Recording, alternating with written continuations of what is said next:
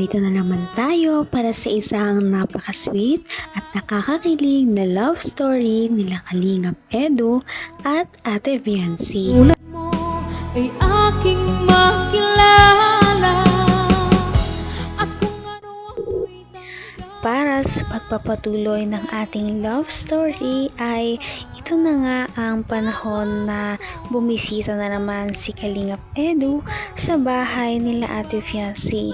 Ngunit bago iyon ay meron muna tayong quick update sa bahay nila Ate Viancy. Dahil nung nakaraan lamang ay nag-groundbreaking, nagsimulang ipatayo ang bahay at ngayon pagkatapos ng ilang buwan ay malapit nang matapos ang kanyang bahay. Grabe dahil parang aabot na nga talaga sa milyon-milyon ang gagastusin sa bahay ni Ate Viancy. At ito na nga ang parang record-breaking talaga na nag-set sa pinakamataas na ginastos ng kanyang mga sponsors sa mga beneficiaries ng buong Kalingap team. At ito na nga ang mga update. Yung naman, madali na yan pagka ano Mabilis nito. na yan. Kasi yan na lang talagang hassle sa amin dyan. Pag ano na ulit yan, poste hollow blocks. Grabe ang bahay po ni Viancy po, di po biro talaga mga Kalingap. Tsaka pag nakita mo yan sa taas, talagang malaki. Oo, Maliit kasi dito pag nasa baba Oo. lang. Pero kung titingnan mo sa taas, napakalaki niya. Na letter L yan dun, pag ano, pinaka-slab. Kaya nga eh. Ay mga Kalingap, yung update po sa bahay ni Viancy, ano? Ang dami nila ngayon kasi kailangan na nila itong madaliin and especially yung buhos kailangan din ng mga manpower. Kaya yun, sige, salamat Insan at kasabay naman ito yung bahay ni Brother Paas, ano? Kumusta? Oh, Okay may- naman doon eh. Okay naman sila doon, may bintana na. May kisame na pati. May yung- kisame na, may kisame ayos. na. So, dalawang babae pong pinagsasabi natin ngayon.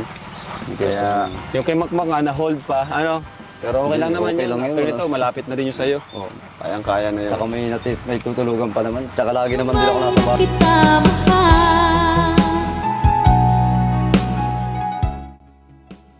Sana nga ay makalipat na ang pamilya ni Ate Viancy dito sa panibagong bahay na ito dahil hindi na nga sila makapaghintay na makalipat sa mas safe na lugar at mas convenient para sa kanilang pamumuhay dahil ang kanilang pamumuhay nga ngayon sa tabing dagat ay masyadong delikado para sa kanila at baka abutin nga sila ng tubig dahil season na rin na nga talaga ngayon ng mga bagyo. Nung nakaraan nga lamang ay naliparan pa sila ng bubong noon.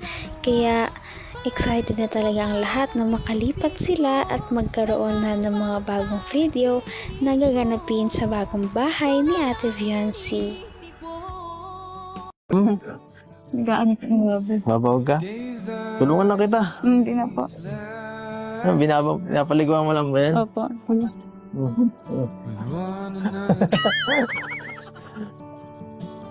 Hindi. Naalis lang po yung ano tayo. Yeah. Tapo na kaya natin itong buong planggana. Hindi po yung nalilin. Sige na. Oh. Ano sa po kayo dyan? Makangangamoy baboy po kayo. Ikaw nga, di naiya eh. Okay lang yan. Uy, anong gusto niyan? Ang kukit naman ang alaga mo. Kukit ng alaga mo. Ah.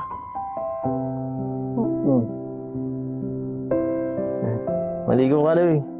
Maligo kaya. Paano ba ito paliguan?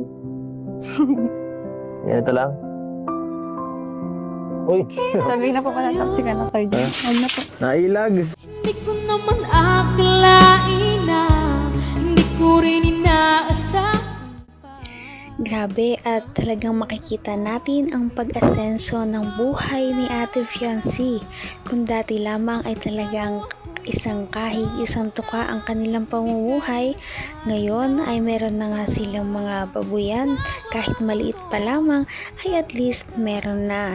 Dahil ito ay parang negosyo na rin naman nilang pinagsisimulan. Kaya nakakatuwa na makita na nagsisimula na paunti-unting guminhawa ang buhay ni Ate Viancy at ng kanyang pamilya. At ito na nga ay dahil na rin sa tulong ng kanyang mga support supporters, lalong-lalo na ng kanyang ka-love team na binisita na naman siya ngayong araw. Ito nga si Kalingap Edu. Ano po pala tapos ka na kayo dyan? Huwag na po. Nailag. Yun ba yung kakatayin natin susunod? Yun na po yan. Tara na po. Pasok po dyan. Saan tayo pupunta? Upo po muna. Papasok ah. Wala yatang tao dito ah. Meron po. Nagtatago. Nasa loob po sila. Ang dilim, teka lang. Saan nga buwa ilaw niyo dito? Papo ako ano. Sige. Dito ka na lang. Huwag kayo magparad. Busog pa ako.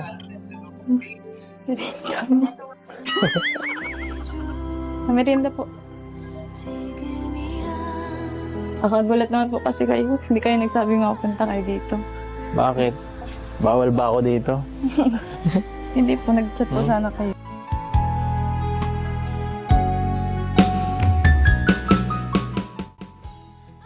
Kinilig na naman ang lahat dahil kahit ang simpleng pagpapaligo sa baboy nila Ate Fiancé ay parang naging date na naman nila at bonding nilang dalawa.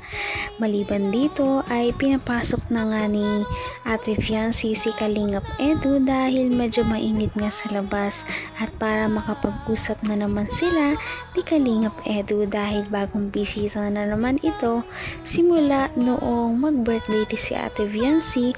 Ngayon na lamang sila ulit nagkitang dalawa. Kaya nakakatawa na makitang magsama na naman ulit sila matapos ang ilang linggo. Kaya naman, todo asikaso si Ate Fiancé sa kanyang bisita at talagang hindi hinahayaan na mauhaw man lang.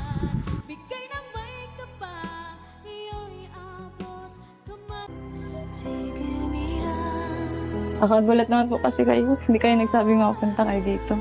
Bakit? Bawal ba ako dito? Hindi po, nag-chat po sana kayo. Okay lang yun. Hindi ka na nasanay. Hello po. Hello po.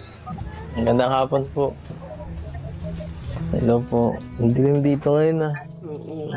Parang wala pong dito ng ano. Parang ang tamlay dito sa bahay nyo ngayon. Simula nung natapos yung birthday. Pagod pa. Sabi mo nilinis. Grabe. Oh. Lahat ano. Naubsan lakas lahat simula nung pagka-birthday. Oo, tapos yung ano, kagigising lang. Ba't mo si baby masaya? Ano? Ayan. Hindi ka rin nag-alilangan pa. Ikaw at ako'y Makikita rin natin kung gaano naka-close si Kalingap Edu sa pamilya ni Ate Fiancé. Kitang-kita natin kung gaano siya ka-effort na mapalapit sa pamilya ng kanyang babaeng minamahal. At nakakatuwa dahil dati ay hindi pa sila masyadong close ng mama ni Ate Fiancé. Ngayon ay talagang close na sila at kahit nga ipaalam niya si Ate Fiancé ay talagang pinapayagan na rin ito dahil may tiwala na ang pamilya ni Ate Fiancé kay Kalingap Edu. At marami pa tayong aabangan sa tambalang ito sa susunod nating video. Kaya naman ito ay inyong abangan. ngayon'y up ng puso. Napaka-sweet talaga nila at napakabait ng tambalang ito kaya maraming sumusuporta. Kaya naman, sana ipatuloy natin silang suportahan at mahalin si Fiancé, si Kalingap Edu at ang Kalingap team. Yun lamang at maraming salamat sa panonood. Abangan natin kung magkakatuluyan ba talaga si Kalingap Edu at Fiancé. Hanggang sa muli. Bye!